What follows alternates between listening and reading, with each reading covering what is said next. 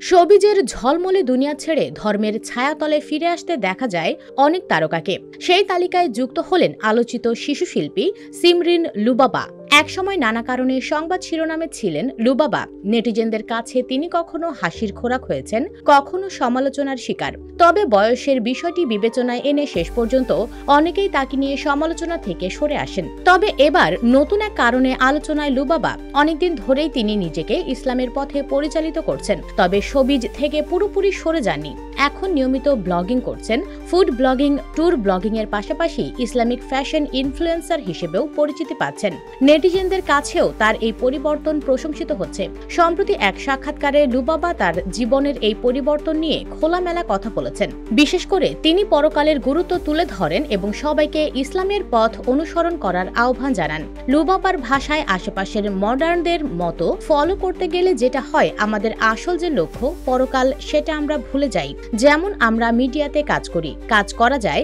কিন্তু কাজের যে ইসলামিক ওয়েটা বা উদ্দেশ্যটা আছে সেটা অনুসরণ করা বেটার। আর ইসলামের পথ বেছে নেওয়াটা আমার জীবনের একটা বেস্ট ডিসিশন।